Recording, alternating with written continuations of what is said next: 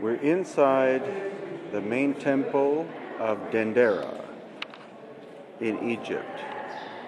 And you can't get a sense of the scale, I don't think, with photographs and even with this video.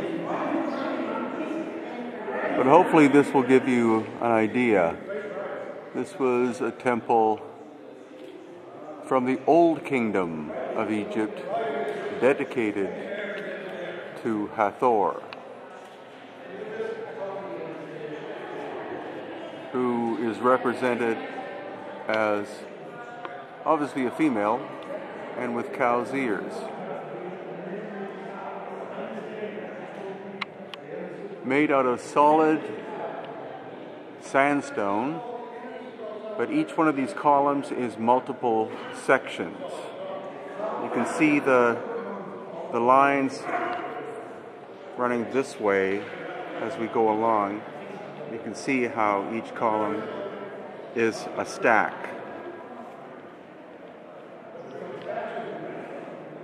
Now the reason why the faces are not in great shape is that they were destroyed by later people, possibly the Romans,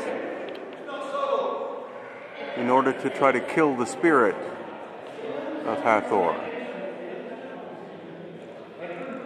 And I can't think of anything in the modern age which can rival just the grandeur of this place. It's mind-boggling. Solid stone building that's been here from the Old Kingdom. So you're talking at least 4,000 years. We're with Stephen Mailer, and he's going to explain where we are and what we're looking at. We are at the Temple of Hathor in Dendera, said to be what they call a Ptolemaic site, 300 BC, but actually on a much, much older area that covers all areas, a very ancient site. Who Hathor was, Hat means place, Hor is usually considered the falcon or the boy or the initiate, so it's the place of the boy. This is where sacred initiations were taking place, but only by priestesses, because this was a matriarchal culture. So Hathor represents all the arts, dancing, music, sculpture, and sexuality. And she's also considered a divine mother, as many of the so-called feminine aspects were. So this was a very, very sacred temple, only populated by women. There were no priests of Hathor, only priestesses. Very sacred information was taught here. The walls have information about astrology, astronomy, and alchemy. And very much a very, very sacred site to the ancient people. We feel, unfortunately, cannot feel this on this video, but people come and feel the soft, sweet, feminine energy here. As my teacher Abdel Hakim said, the site dictates what's there. So the energy here, known to the ancient people, the sweetness, the softness, the wonderful warmth of the feminine, obviously it extenuated in them the aspect of Hathor, so they built temples around to venerate the principle. And what we teach is these were not gods and goddesses. It's called, the word is netter. And netter is translated as an aspect of the whole, a principle or a sense, that we actually have these senses within us. So we come to these sites to activate these energies within us, the feminine, the soft feminine, the music, the dance, the arts. And it raises that consciousness in people. And that was part of the initiation, why people were brought here to experience the principle, the netter, and activate it within themselves. This is a wonderful, wonderful site. We wish everyone in the world could come and experience the divine feminine energy that is here.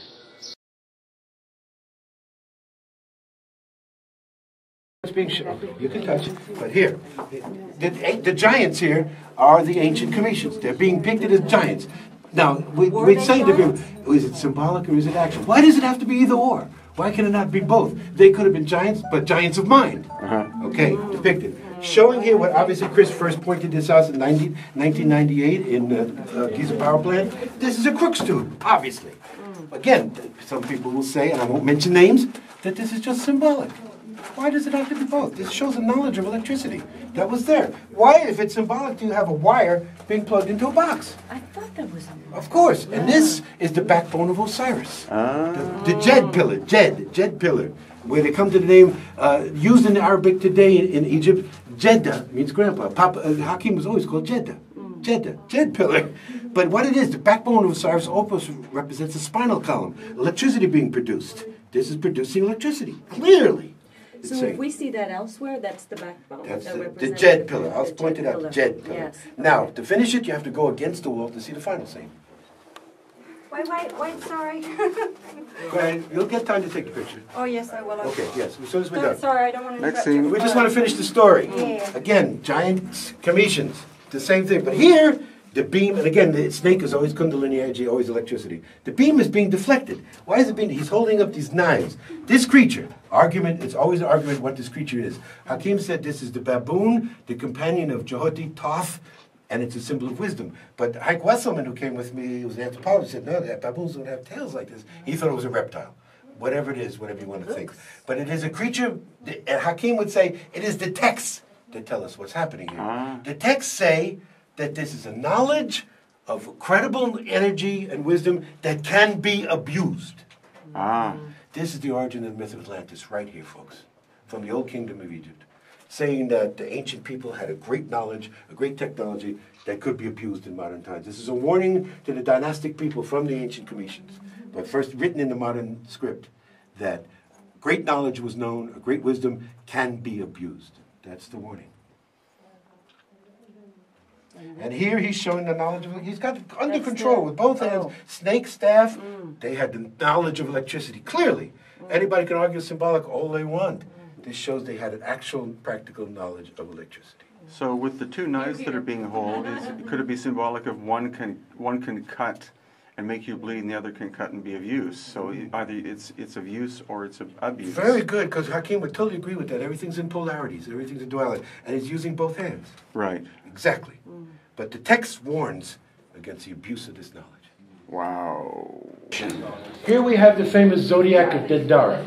This is a copy. The original was taken by the French during Napoleon's expedition in 1798 and is in the basement of the Louvre. One of the things that we agreed with Sahi was for many years, he wanted the original Zodiac to return to Egypt, the Rosetta Stone, which is in the British Museum, and the bust of Nefertiti, which is in the Berlin Museum. They belong here. We agree with that. What it clearly shows, this copy is still an excellent copy, all signs of the Zodiac, Leo, Taurus, Sagittarius over here, all around you see all the signs of the Zodiac. There was total knowledge of astrology, which the Greeks refined, did not invent, but they refined. But there is a secret meaning here, which very few people understand. Cancer, right here in the center, plays a key significant role. The great French Alsatian mathematician, philosopher R.H. Waller de Lubitsch, who John Anthony West is the champion of today, did some incredible calculations, showing, because he was a mathematician, showing that there's different angles, everything is leading to cancer, to everyone to look at cancer here. So what do we know? Based on my research, the research of Barbara Hand-Clough and others, there's no evidence that human beings practiced astrology or astronomy before 8,000 BCE. 8,000 BCE is the age of cancer. The Zodiac is telling us when astrology began. And that also tells us that before that there was a global cataclysm. But yes, exactly. And it's also indicating that there was no age of Leo, it starts with Cancer. They surmised that it went back during the whole procession that there was an age. So this is why, for those who argue that the Sphinx represents the astrological signs of Leo and Virgo, impossible. For when the Sphinx was created, there was no astrology. Because that's when the ancient people say the sky fell.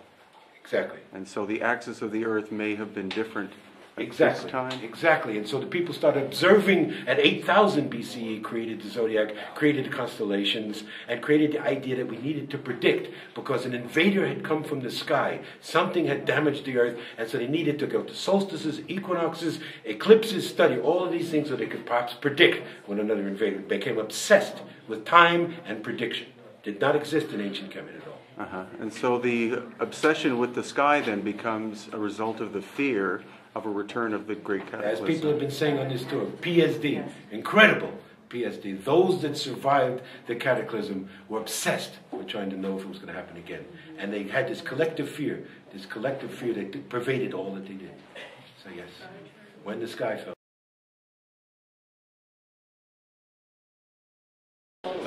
So in the main temple in Abydos, in Egypt, this is where the glyphs are that look like 20th century technology.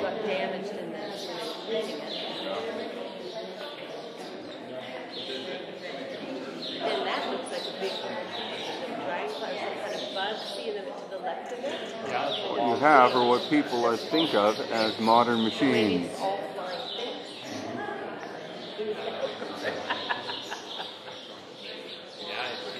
That one, some say, looks like a tank.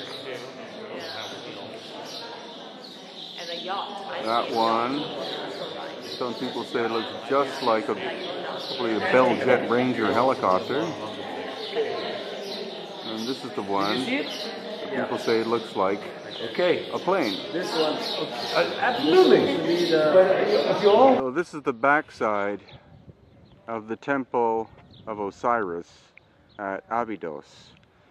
And it doesn't look like much because the beautiful work is inside the building. You go down that set of stairs, a long set of stairs, and then you enter where there are huge round columns. It's a massive internal complex. But what's intriguing and stupefies a lot of people is that below the surface is where you find the megalithic.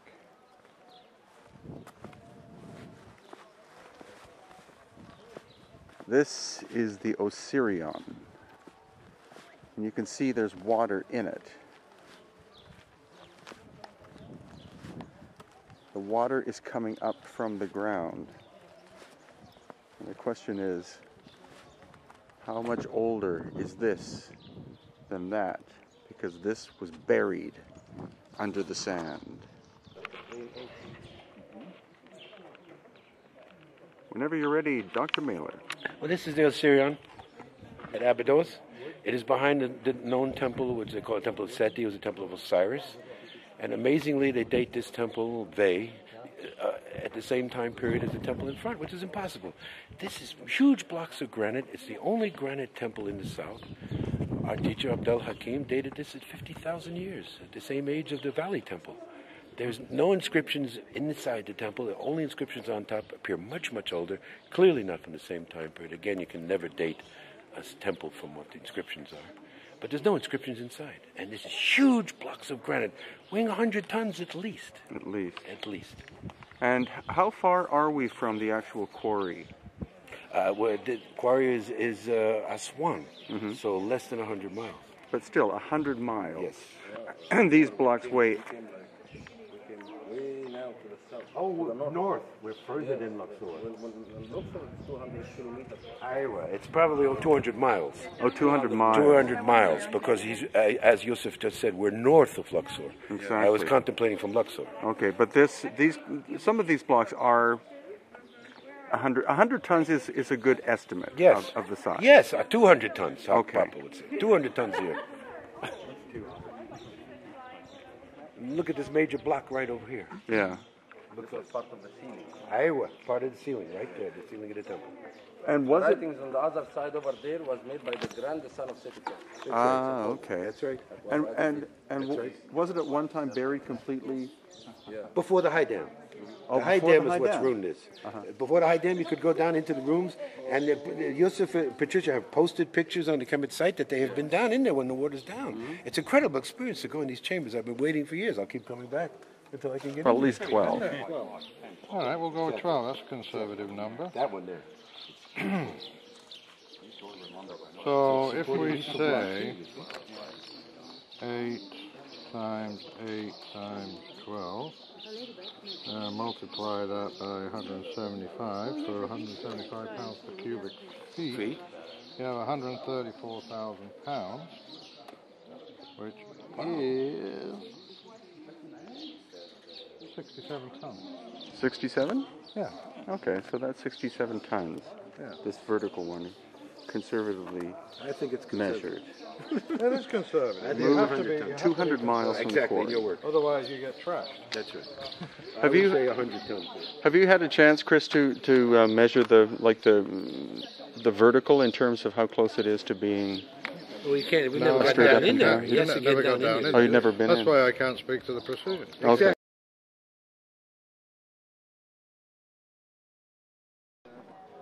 This is Karnak Temple. And the very famous, this is the entrance point, and the very famous row of rams on either side. that guide you in. This is most likely the original entrance, but it's been built on many times by many cultures.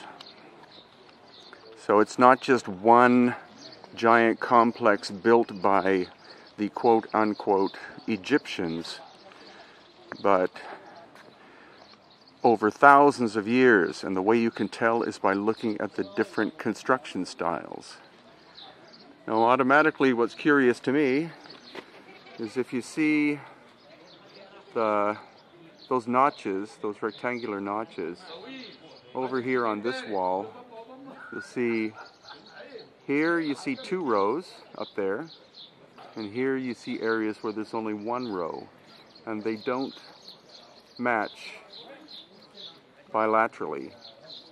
So that could mean later repair, one side compared to the other. What you also notice is you see this building style and then this building style. You see no mortar, and then it seems that you do see mortar. So this is probably the original. It's quite common at entrance points that an original gate is the original and that everything is built around it. But we'll look more and more for stuff like this. And again, having just walked through the entryway, limestone everywhere, but right in the path is quartzite, this giant block. Hewn with quite good accuracy, it looks like, if you look at the profile here. So this to me looks like part of the original temple. Again, we're looking for the harder stones because they're actually the oldest. The softer stones like limestone would have been later when the knowledge of the ancient technology was lost, and they had to use, for the limestone, bronze chisels and stone hammers.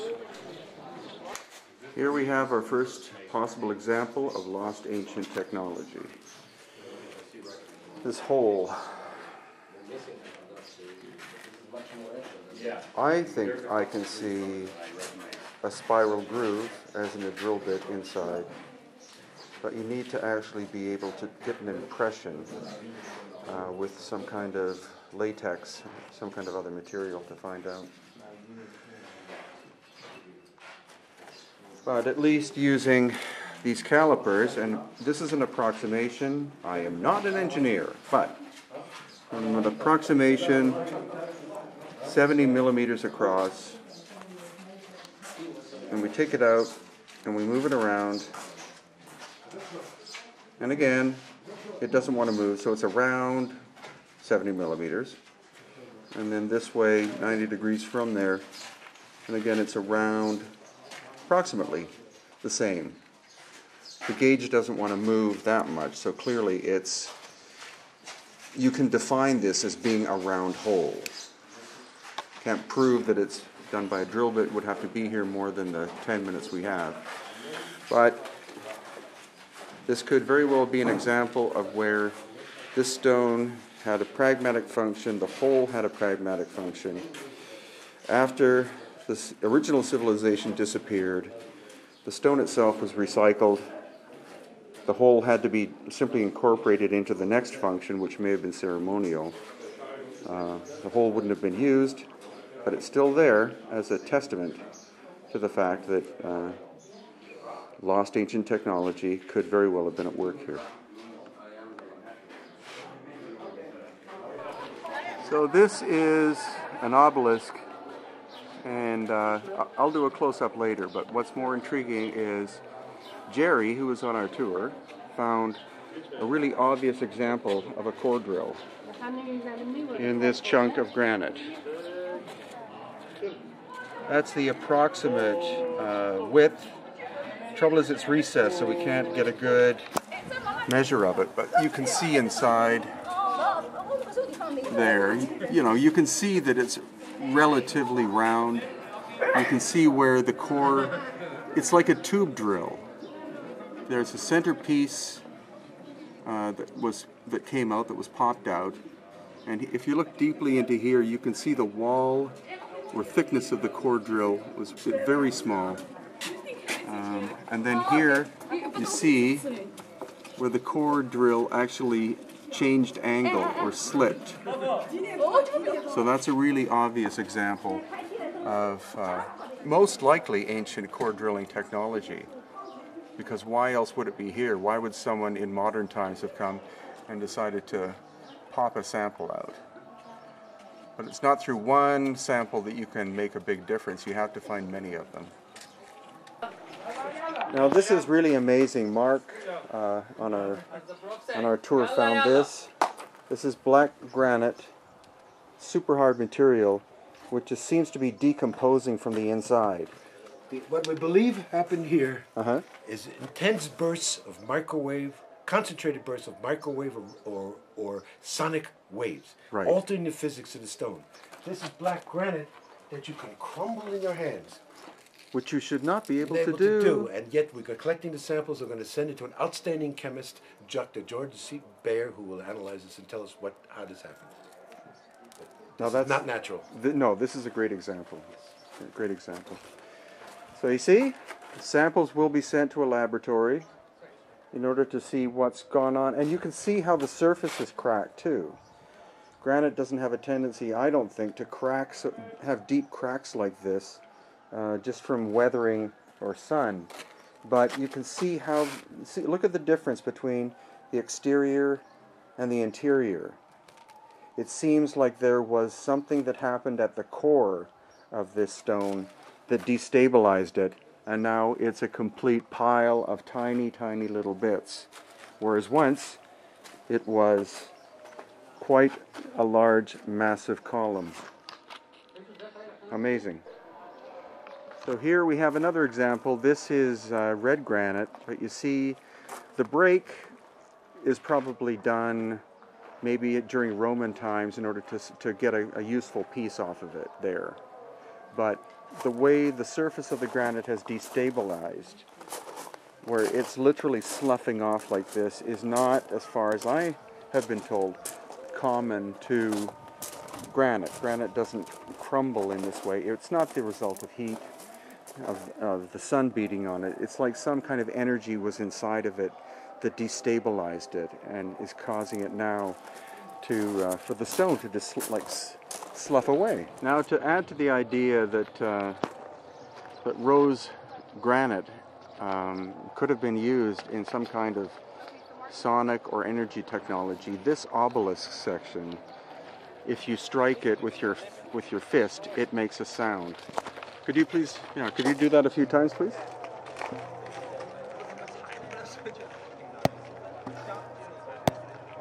You hear that?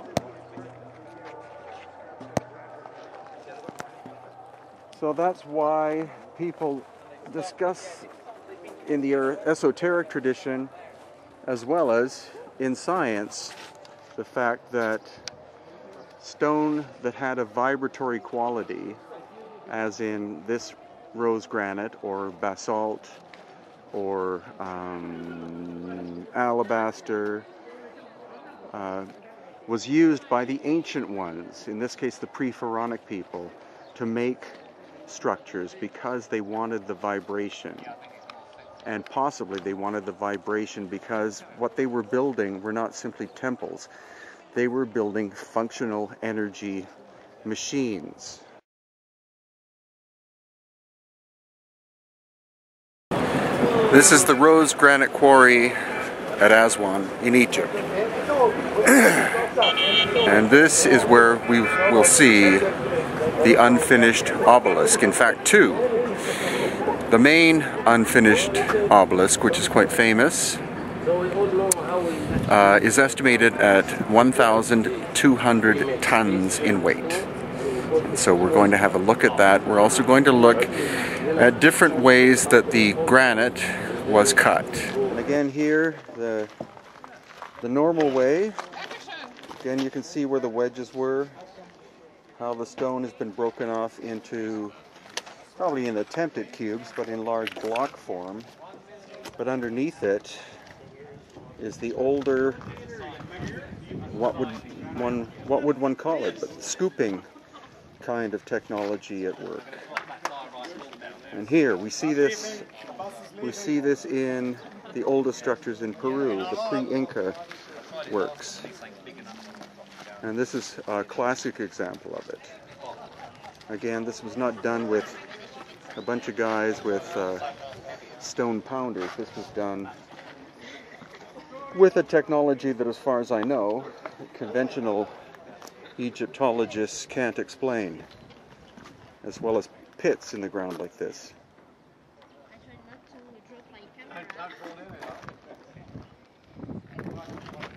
And over here.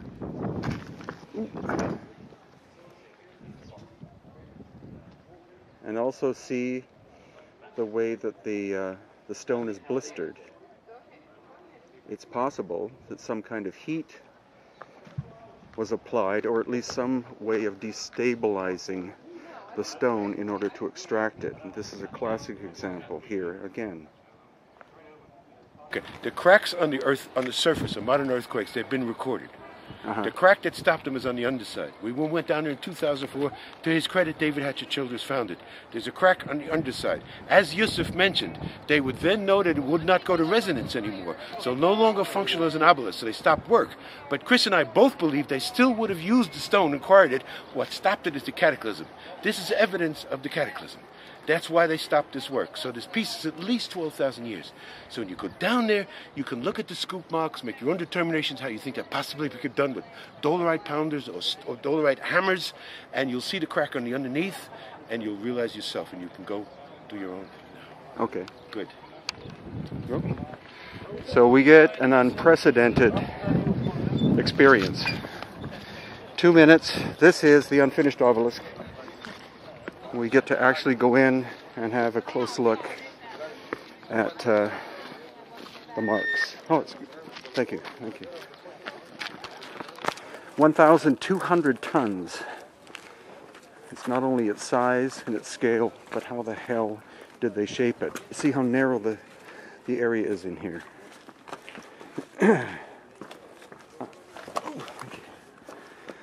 So here, now you get a sense of scale.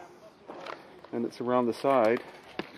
This way. And now we get to actually go down into the pit. So this is the pit. This is the side of the obelisk. This is the wall. This is the way that it was shaped. Now if you have a dolerite pounder, or if you have a stone ball and you're this far away from it, I'm this far away, how can you possibly shape something this hard without having the ability to have the force to strike at it? You don't. So that blows. It doesn't matter how many, again, it's like in Peru, it doesn't matter how many people you have working at it. It's just silly to think that it was done by hand. All these scoops that we see are completely different than the conventional way of cutting and shaping granite in ancient times. And so it looks very much like there was some kind of scooping machine or mechanism that was able to cut out what this is. And this is, thank you, this is an unprecedented opportunity to look at one of the greatest achievements in situ. Inside we have the pit, one of the pits, and these are dolerite pounders. These are hard stone balls that would have been theoretically used to shape it, but the material is too hard for that to be an explanation. Again, very similar to what we see in Peru, evidence of ancient machining technology, and it's very fortunate that it's unfinished because it allows us to see the process in action. Okay, so here you get to see up close, or at least from above, the scale of the unfinished obelisk. 1,200 tons. You see the marks on the surface. Those are not the marks of somebody with stone hammers pounding away.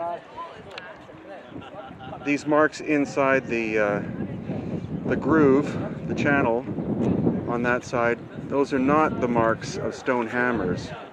Those are the marks of ancient technology, because here, there we see, you see those tooth-like things, projections. Again, that's where wedges would have been put in conventional stone, hand stone extraction.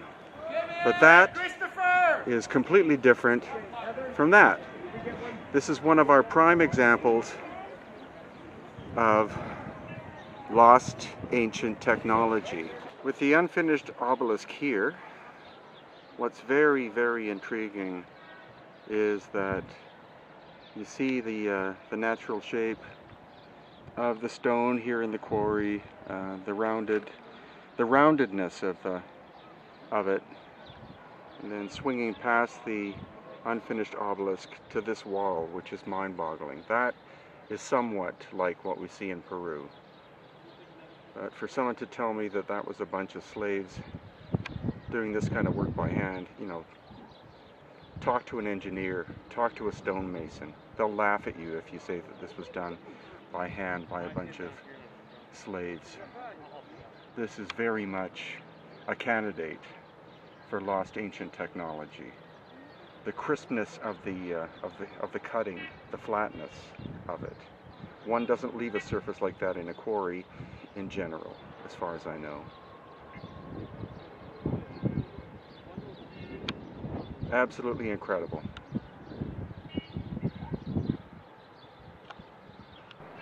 And to show this is even more of a joke, this is a dolerite pounder. This is what many scholars believe is the technique used to extract the stone. This is the dolerite, this is the granite. Here we have Knowledge of electricity. Yeah, here we have what looks very much like what we saw in Dendera. In the crypts. In the crypts, the so-called light bulbs. And here we have a depiction of something incredibly similar to that. The ones in Dendera are at an angle, these are vertical. But again, The snake on the inside. you're always representing Kundalini or electrical energy. Yeah, Kundalini energy on the inside. So here's another good example of where it's this temple here. That's why this was the temple. You can see granite, at least this part of it, is listed as being of the Ptolemaic period. Why? Because Alexander the Great's name is carved into the surface of the stone. And Yusuf will show us where we can find Alexander the Great's name. Right here. These glyphs here are alphabet. It's not like the symbols we saw in the old kingdom time. So we have the letter A, L, K, S, N, D, R, E, S. Alexandris. Ah, great. And that's how they did the site to the Ptolemy period. But then when we see the devices inside, we're going to realize that it's pre-dynastic because the machining and because that it has no writings at all. Uh-huh. And if you ask the Egyptologist why this device doesn't have writing, he can tell you it wasn't completed. But Exactly. when you see it, you know that it was complete. All this part was quarried. There was several shrines as the one we see here. Go ahead. So that gives you a prime example of where, just because it has writing on it, yes, that dates the writing, but it doesn't necessarily date the stone that it's written on. When you go from one culture to another culture, one time period to another time period, the succeeding culture inherits or steals the artifacts of the earlier culture. So if they do have a writing system, then the writing is put on top of something older. So the oldest things in Egypt do not have writing. Does that mean that they were unsophisticated? No. It means that they didn't need a recorded writing system. It was oral tradition.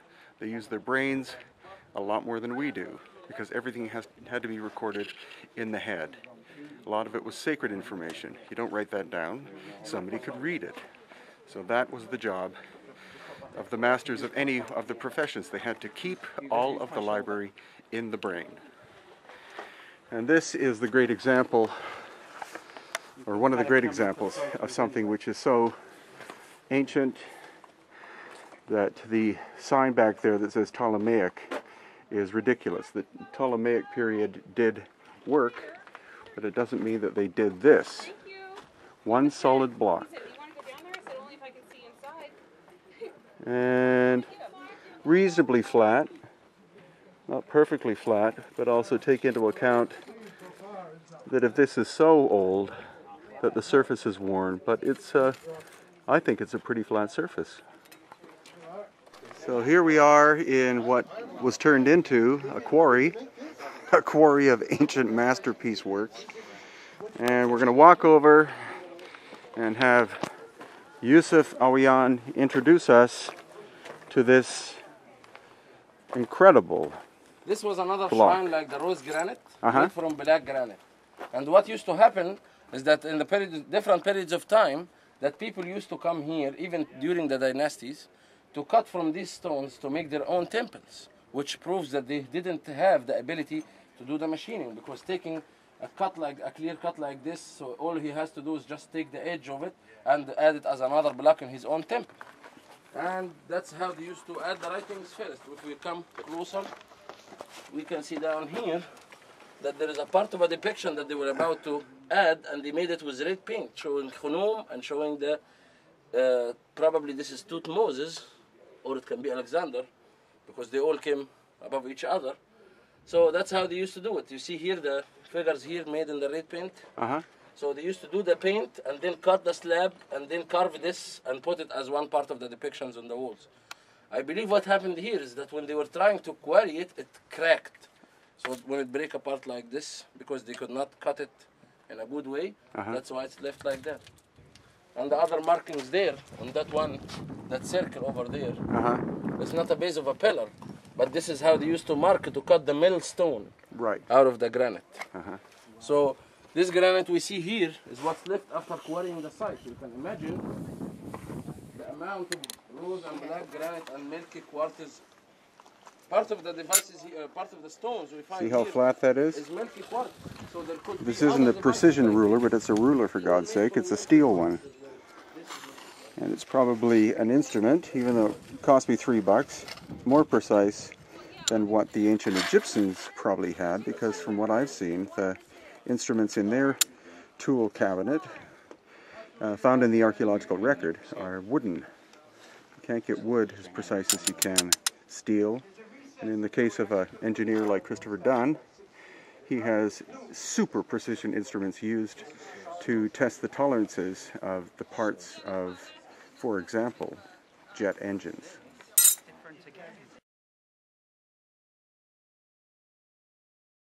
But 1968, Marshall McLuhan came here, Canadian, wrote the book The Medium is the Message. He looked at this pyramid and says it produces 2 frequencies of sound. And he was the first one to come into the ancient understanding. The title of this site supposedly was a king's title, Seneferu. The Egyptologists say that means he of beauty. No, we say it means double harmony. It was not a person's name or even a title. It could be a title to the site. It could be just this pyramid, which produces 2 frequencies of sound, or this pyramid and the so-called red pyramid, which we'll see later, that produce another frequency of sound. That this was an active living site. Where you're pointing, where you're actually filming now, you can see sand dunes. There's silt in there. We have collected soil samples. There's still silt in there from ancient. Does a 0 rainfall here per year, so it's not from modern rainfall. It has to be from the ancient river. Well, we found evidence there that there were great limestone walls, like an aqueduct that brought water from the west to this site. This was an active site. There was temples here, and when we go to the other pyramid, you'll see docks where boats used to come. So this site was over 12,000 years old. Now the third pyramid that's down there, it's a so-called Black Pyramid. That is mostly mud brick, collapsed. We know it is a Middle Kingdom construction, about 1800 BCE, associated with 2 kings. It's not sure who it was. One is Amenemhat II, another Senusert. But we know for sure that it's what we call a symbolic per-ka, a symbolic tomb. No one was ever buried in there, but there's no resonance, no sound. So there's no way this structure is built right after this structure, and it's the same type of technology. It's thousands and thousands of years of difference. This such structure is over 12,000 years. This is 1800 BCE. And it's collapsed, mostly mud brick with very little limestone. So there's water still going through this site. This was an active site bringing water in for energy to the pyramids. We see evidence of aqueducts. We'll show you docks, and Yusuf will show us around the corner where the water's still coming. We're now at the Red Pyramid, which is next to the Bent Pyramid. And we're very fortunate because this one we get to go into.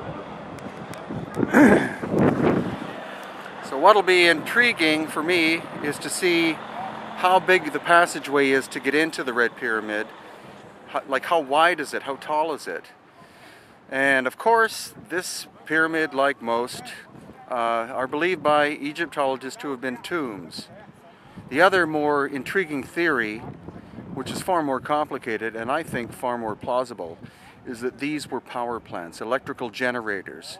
So therefore, it'll be interesting to see, is this a passageway inside to where the tomb of the king is? Or is it a passageway, a service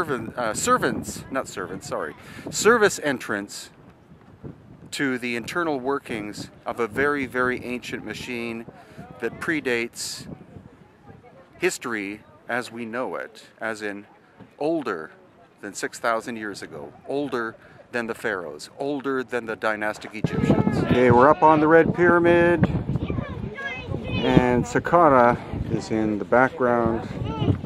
Over to that side is Giza. The pyramids are lined up but not in a straight line. It's actually a Fibonacci spiral. And next we're going to go inside the Red Pyramid. Oh, I'll be glad to. Yeah? Thank you.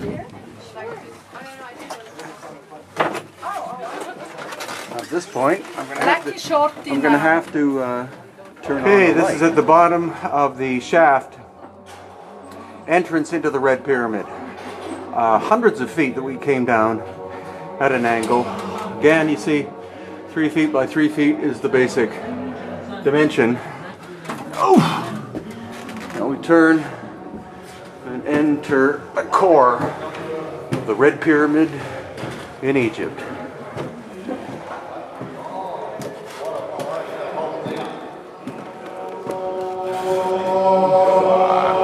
Mark has a torch, so this is how you can see almost the baffling that's in the interior of the Red Pyramid. Definitely for resonance or acoustics, wouldn't you say, Mark? Absolutely. So it's the sonic effect in here, reverberation, etc., which is amazing. If you hit the right tone, then the whole room vibrates. And again, that lends credence to the idea that this was not the tomb of a dead king, but that this had a very pragmatic function, and that was a vibrational function.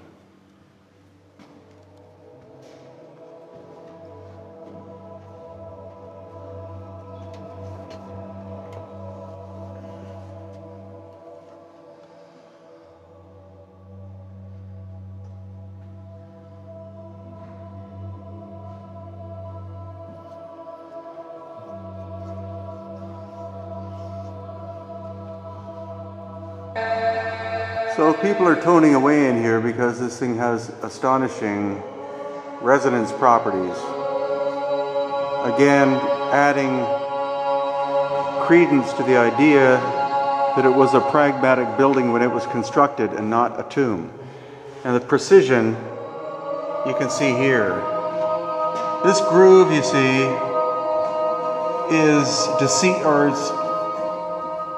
isn't really a good example of the precision of the fit of the work, because it's channeled in left and right like that. So you've got like this this V shape going in.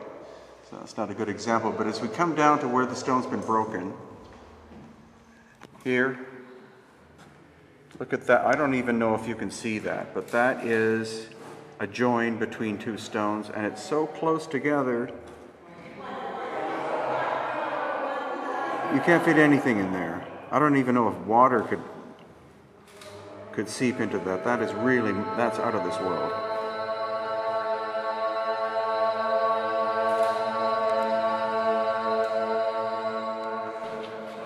Okay, we've just walked below ground, and now this is the entrance to the Serapeum, which is where there are more than 20 boxes.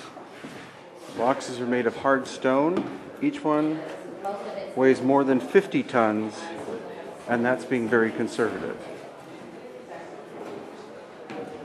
So as you can see, it's hewn, this area is hewn out of the bedrock.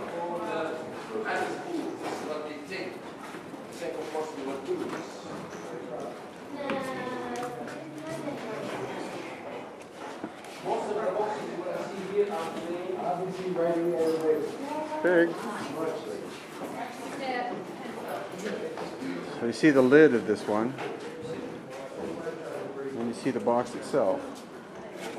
They were found inside of these niches just like this. So the main Egyptological theory is that they were the burial places of sacred Apis bulls. But they're more beyond the door. But what's intriguing is the interior of the box, because the precision is supposedly very 21st century, or at least 20th century. Look at the scale of this.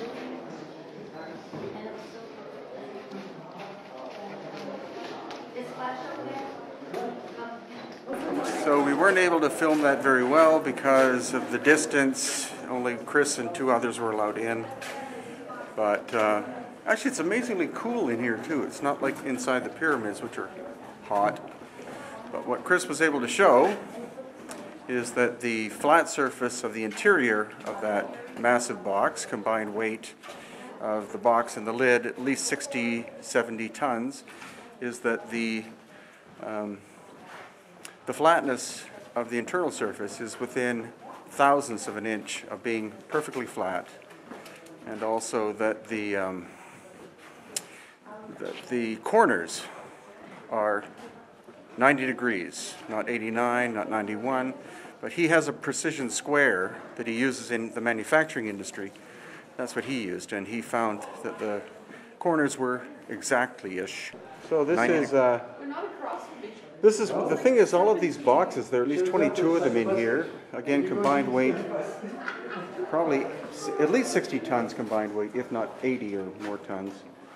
The lid by itself is more than 10 tons, but we see that.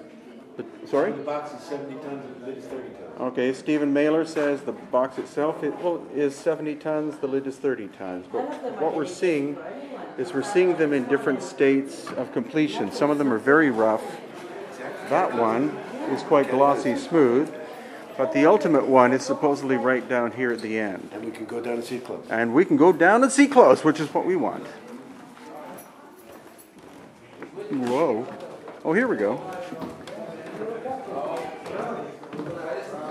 Here you get the great example of what you want to show, that these markings couldn't possibly be original. Oh, couldn't possibly be original. No, those are very rough. And here's the proof that Yusuf just showed. An empty cartouche, meaning this was not prepared for anybody. They left it open. Somebody could pay them enough money to have their title put in there. Right. So this is obviously not made for somebody. Markings put in much, much later. Right. And this is one where Chris goes inside and measures the tolerances to 2/10,000ths of an inch. You just feel the surface, flat, perfectly flat surface. In basalt. Yeah. And look at this perfect right angle cut, perfect all the way down, all four sides. This is more like it. This is great. This is the ultimate smoking gun. This cannot be explained by their conventional methods. And at least when they opened this tomb, this area in December 2012, the head of archaeology of ancient Egypt said to CNN, to MSNBC, to Al Jazeera, we don't know how this was done. And that's honest. We appreciate that, his honesty, because Egyptology cannot explain this to any degree. Well, the idea that it was made for bulls, no matter how special they were, is just ridiculous. Bull. It's a lot of It's bull. bull. Yeah, So this true. box in particular is amazing because I got to look inside. And the outside, or the inside, is as smooth as the outside. To the hand, it's flat, as in flat as a glass tabletop. And how could that have possibly been achieved when it is at least 6 feet tall, it is at least 10 feet long, and at least 6 feet wide, and at least 15 inches thick, and the lid is solid and weighs much more than 10 tons. How could they have moved that block of stone from the quarry at Aswan? How could they have shaped it How could they have brought it down into its niche? And again, there are at least 22 of them here. There are supposedly other chambers beyond in that direction, possibly vertically down as well. What was the function of these incredible stone boxes?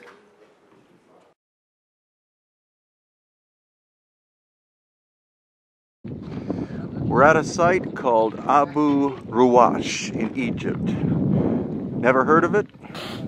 Most people haven't, because it's not on the tourist map. But what it is are the remnants of an exploded pyramid. Exploded by what? Ancient cataclysm at the end of the last ice age. And this is an excellent example, as chronicled by Chris Dunn in his book Ancient Technologies, of a machined surface. Yusuf, are we on? These are not markings of any kind of hammers and chisels. No you can way. see that it's been No eaten. way. Look at these lines. Look at these Seem like- striations. exactly. Look at these striations. And also the higher parts and the lower parts shows that it was not Exactly. all cut at once. Exactly. It was Yeah. like Especially here. This, here and here. Exactly. yeah, here and there. Exactly. You can see where the blade came back. But the fact that it's arched Yes. makes us wonder what kind of tool was used. See all the striations? Yeah, it's a beautiful, beautiful pattern. You see the striations running this way, and you see the definitive pattern I can see it and I can't get it in my camera. Oh, going yes, this you can. way. We've got it. Oh, here it is. So it's an arc. So you see this It is arcs curved. like that, This is curved, featured in Chris Dunn's latest book. and the cutter most likely moved Of in this engineering. Has to be direction. machined. Cannot be done by hand. Hopefully this is not the only example here, but this is an incredible example. And here especially, you see where the tool was cutting higher than here, which is also repeated here. There's a step down from this surface, or this level, to that level, and then down to that level. And it is a beautiful arc.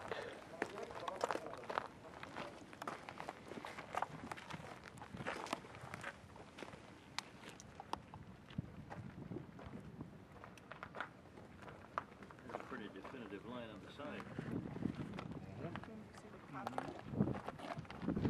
So you're looking at the limestone interior of the Abu Ruwash pyramid, and this is the core, and we can descend into the core in this unique structure, unlike the other pyramids, and have a look at the base of it. So about 2/3 of the way down the ramp in Abu Ruwash, and you can see the limestone blocks here and on this side. But what's more intriguing is the fact that this is all bedrock. So this massive channel, and presumably the pyramid that was above it, was carved straight into the bedrock, which is limestone. You see all the different layers you go down. And then in the core part, again, we see limestone built up and down into the interior. So this is all limestone bedrock you're looking at that was cored out. Yeah. What we came down was the descending passage. So what we see here is obviously not a pyramid that was open to the air as some people would think, but this is the lower part of the pyramid construction which has to be cut in the mound. So this was like the repairing work before they constructed the pyramid. As what happened to most of the sites in Egypt, this pyramid was almost totally quarried, and all what we can see is the underground work, which is still impressive to see this cut in the mound straight ahead like that, and then this big space that we are standing in now was going to be the location where they house the focal chambers of the pyramid. on the underground. There could be other focal chambers in the core or in the middle, like the difference between the subterranean and the queen's and the king chamber. So called, yeah, labeled like that. Abu Rawash is one of the sites that not much people visit because, you know, it's a very, very expensive permission, and they think there is not much hieroglyphs here to read or to see, not much decorations. But for people like us who search for the truth, we come here to look about how much work needs to be done even before you start putting your stones. And nobody mentions that. Nobody mentions that the underground work of every pyramid complex is as powerful and great as the pyramid construction itself. So imagine you're trying to do this cut into that mound with copper chisels and wooden hammer. And we can see, of course, that the erosion for thousands of years, but if you look up there at these pieces, you can see how straight this surface used to be. That's right. And how can this be accomplished by any primitive tools? The combination of stones we see here is not so much different from any other pyramid complex. We get quartzite, rose granite, basalt, and at least 3 different types of limestone. One of them can be local to the area, and the 2 others had to be brought from 2 different quarries. So, and of course, diorite. There is lots of leftovers from diorite here after quarrying, of course, which shows that this pyramid was somehow close to the construction of the 3rd pyramid complex, which was also cased almost all of it with granite, and the box inside is made from diorite, and we find lots of pieces from diorite around the complex of the 3rd pyramid as well. Menkaure. What are you looking at me for? But for the record, Yusuf's father, Hakim, believed it was evidence of a cataclysm, that this pyramid was originally blown out or weakened severely, which would make it easier for later cultures to quarry. And So- what time frame would that be? It would be 10, 12,000 years ago.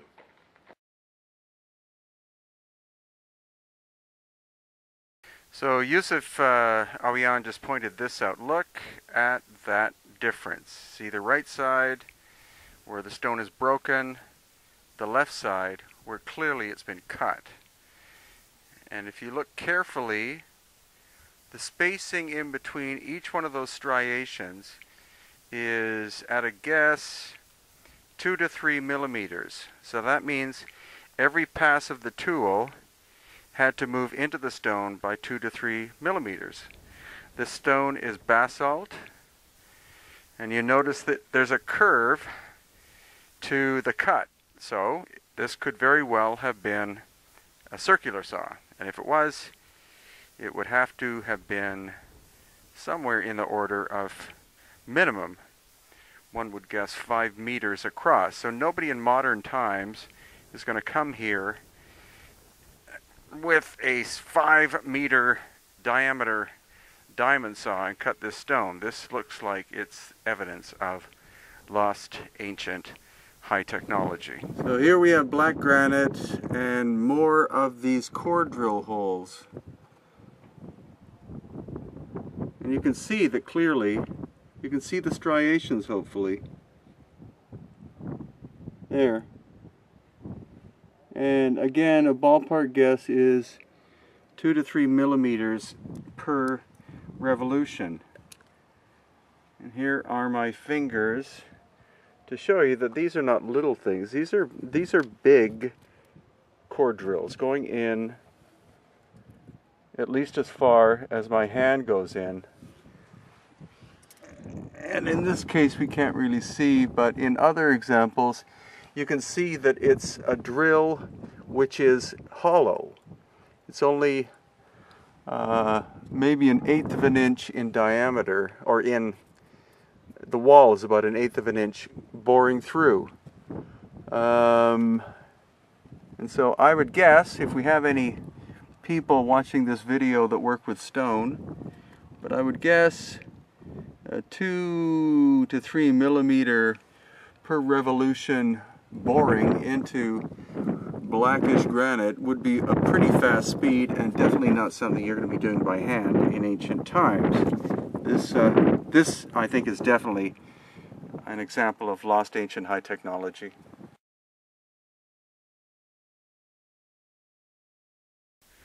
And also at Abu Ghurab, we have this beautiful ancient limestone wall, which is very flat looking, at least to the eye, as you can see. And the original casing stones here of rose granite, of what's left of a pyramid, limestone core.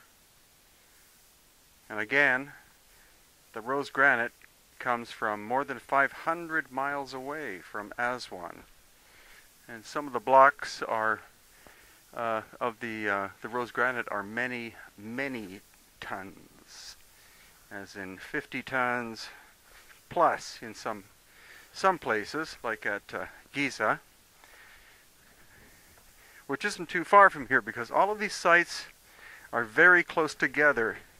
The sites in the area known as Buwizzer, which is the ancient term, pre-dynastic term for this area, as in before the Pharaohs showed up, there was a very advanced civilization from which the Pharaohs appropriated things like beautiful flat stone surfaces. The Cometians seem to be the people who had lost ancient high technology. Again, casing stones here, red granite, the rose red granite from Aswan. Here, a beautiful shaped surface with hieroglyphs which were added later, probably by the dynastic Egyptians. But this is the most incredible thing. This is called the Hotep, and it is one single block of stone. You can see it has 4 points. Very crystalline stone. And also notice the layering. Notice how flat the layering is. This was clearly, I'm sure it was not a fluke, it was clearly selected for this horizontal layering. So the stone itself may not have been taken out of the quarry this way. They may have had to have selected the stone from an angle in the quarry in order to achieve that sandwich look.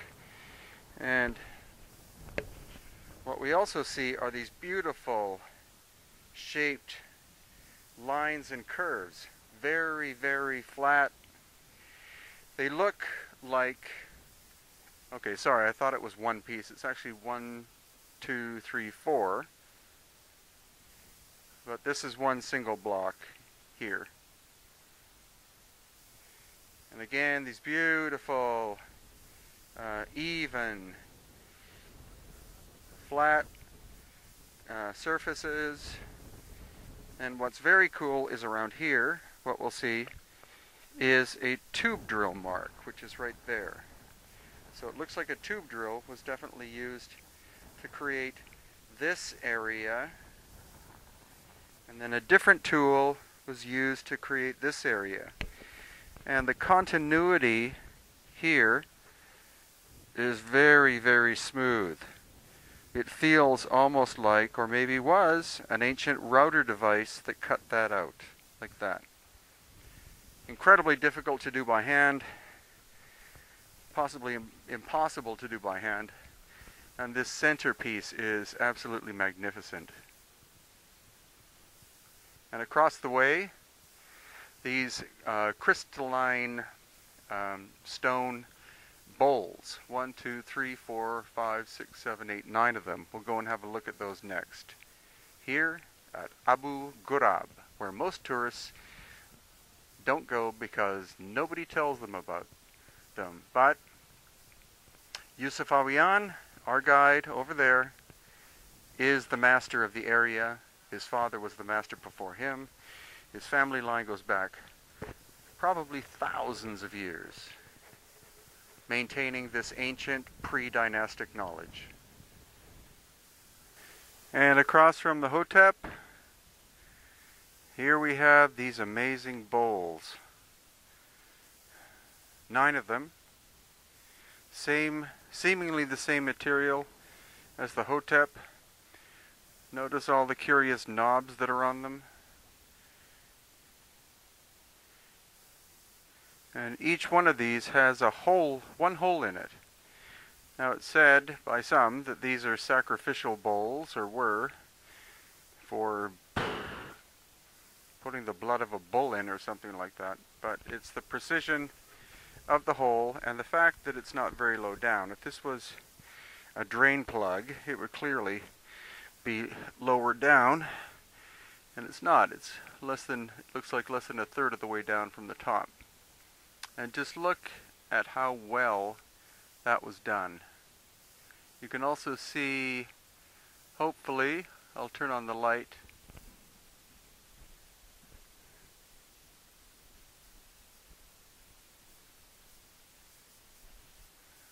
You see inside, hopefully you can see where the tool actually skipped on the right hand side. You can see where the core drill moved out of a perfect pattern and dug in a little more than it needed to. That could mean that the tool was driven by hand, as in hand control, but clearly hard material like this,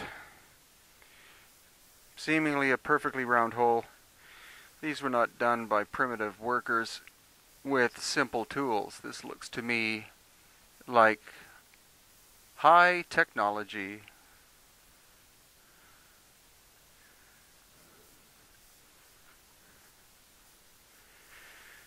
The number of knobs is not the same. These knobs here, they seem to vary. I think they're all in the 20s in terms of numbers, but not the same number for each one. And they were not originally found here. They were found around the pyramid Perneter. Perneter is the ancient name for pyramid. Pyramid itself being a name taken from the Greek.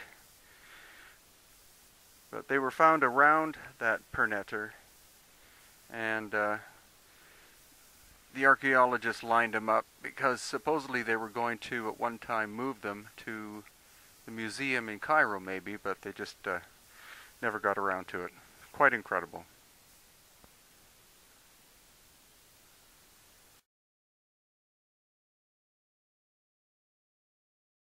So again, behind the head of the Sphinx are a series of these incredible shafts, more than 10 feet across, 10 feet wide, and at present at least 60 feet deep, but filled with sand. So originally they would have been much, much deeper, and they would have carried water. The vertical shafts connecting with horizontal tunnels that carried water. According to Yusuf, this is of course, the causeway that goes to the second pyramid, and the water traveled through these horizontal systems of tunnels, carrying the water to the Great Pyramid and the others to generate electricity. The pyramids split water into hydrogen and oxygen. And so that's why there are the chambers inside the pyramids. They weren't burial places. They were places where electrical generation happened. In the base, the water came, was split, and traveled up through the galleries and shafts up. And for more information, check out Chris Dunn's Giza Power Plant. So what also we can see is, we can see the difference even in when they worked in smaller scale. The quality difference between Commission work, which is older than dynastic, and the dynastic work. This is Commission. You see the beautiful complex angles, very tight fitting joints, originally very smooth finish, and then what Yusuf points out as being dynastic construction. Cruder, rougher surface, mortar, and cartouches and hieroglyphics added later. This would have been a tomb most likely. It's been torn apart. And that's where we see parallels between here and Peru, because again, most archaeologists, most visitors to Peru think that everything was done by the Inca, that the megalithic work in super hard stone was done with primitive tools. All it took was a lot of people to do the work. But that's nonsensical because we see the same kind of thing. We see the megalithic is older, far superior. The Inca work is complex, but not as good. Sorry? No decorations, no writings, nothing. Right. Except a big chamber with one well to the left and another one to the right. Uh-huh. And the other one probably leads further to the rest of the construction. Ah. Yeah. You can see, hopefully here, on that side, see there's an indent in the wall at the end, and then there is a tunnel underneath it. You see the little dark area, that's a tunnel entrance. And again, according to Yusuf, at least 3 levels of tunnels here at the Giza complex, which, you know, the word complex is too simplistic for this area. It's completely monstrous in scale. This one was about to be transformed. You find the writings, you find that they reshape something like a false door because it became something traditional after that. So they copied also. Okay, right. That's what makes it confusing. Yeah. We're now going to enter into part of the cave system here on the Giza Plateau. And this gate was not locked, so we're walking in. As we can see, there's a chamber up here. Oh yeah. That's leading to a room through the shaft. Right. And then the room here, and the shaft continues to other levels and other rooms. Right. That's how the design look like. Uh-huh.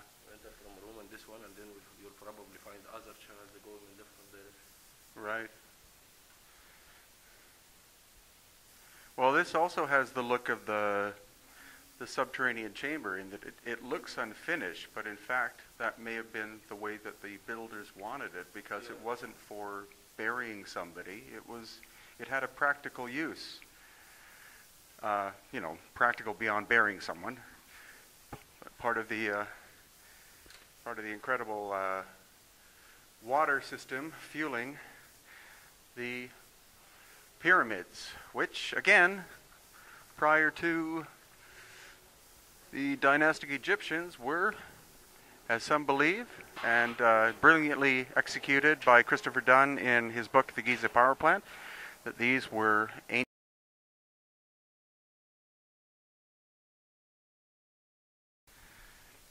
We're going through dynastic period. Again, it's not megalithic. It's large stones, but 2 or maybe 4 people could manage one of these blocks. But nothing of the scale of the megalithic Great Pyramids, which are literally megalithic, as in massive stones. But what Yusuf Awian has pointed out is the fact that you have so many different layers here that it gets confusing, but the oldest tends to be the lowest, of course. The oldest also tends to be the megalithic, which is the larger stones. The more recent you go, the higher up you go, and the smaller the construction material. Here is another example from the old kingdom tombs. You can see also that the stones are not megalithic. Oh, exactly. The only mysterious part of it is the shaft. And we know that the shaft is part of an ancient world.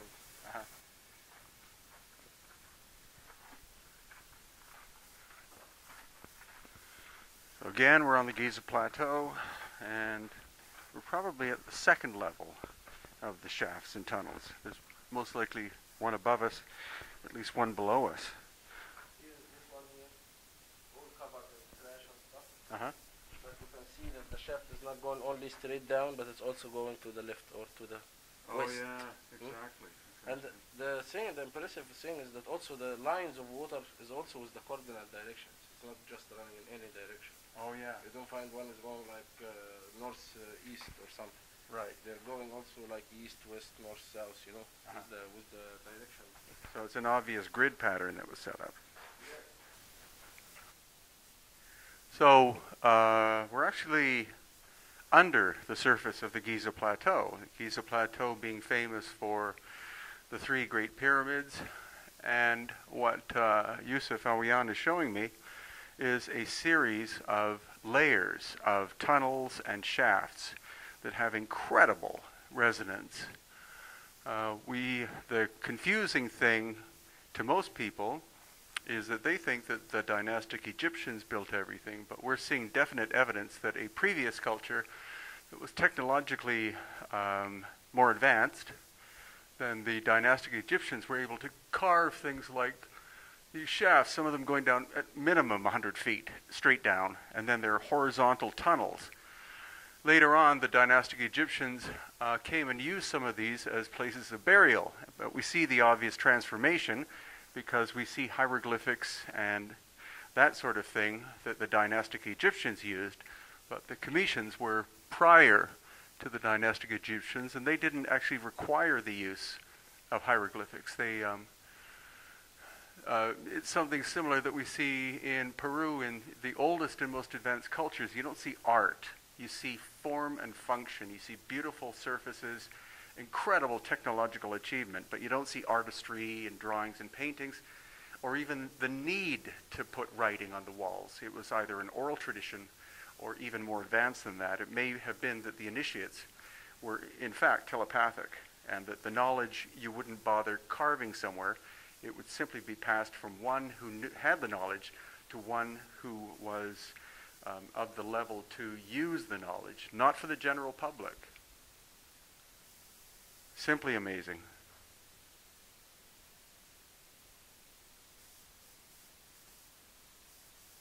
So it's not just what's on the Giza Plateau, as in the Menkaure Pyramid in the background, and these outcrops of limestone that have been shaped and were once cased in limestone, but it's what's under Giza which is as yet not understood well whatsoever. It's the series of caves and tunnels that go in. We've just literally scratched the surface of. Okay. Okay. The same case. We're on the bottom of a well. And it's leading to a chamber underneath here. Right. If you look with your camera, it's leading to another room. Wow. And the other room has wells that's going into the 3rd level underneath. Oh, so the 3rd level is below us still. It's below us. Wow. Yeah. So we took it from above. Right. We saw the shafts Uh-huh. from the 1st to the 2nd, from the 2nd to the 3rd, and here from the 3rd and going down. Uh-huh. They locked the other room recently. Wow. But if we can sneak through here, we can see it. Mm-hmm. What do you want to do? That's okay. Okay. I think it's tea time. Okay. But we can still look at it from the bottom here. Okay.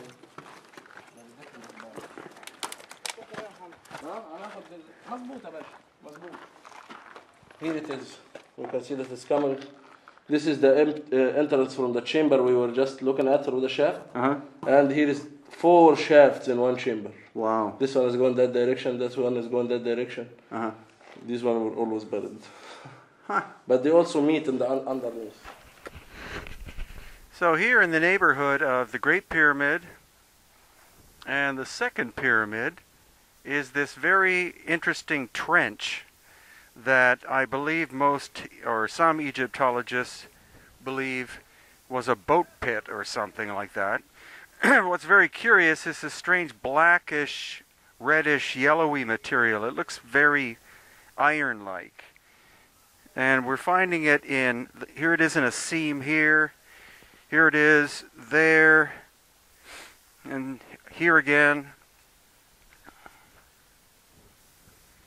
in a bedrock limestone base. So the question is that material natural, or was it a byproduct of some ancient process? So a sample, hopefully at some point, will be sent to scientists in the U.S. in order to find out. So Yusuf is now going to tell us where a very curious thing about the word Peru. Not necessarily where Peru comes from, but it's very interesting. This here is the symbol per. It means a house. Right. The two of them that we see here with noun peri means two houses, double. And then if there is three, it will be Peru, the houses. That's where that's what the meaning of three of them together. Same like the word neter, for example, or nefer. This is the symbol neter. Three of them will be neteru. Oh, neteru. Yes, and the symbol nefer, like this one up there, like that one.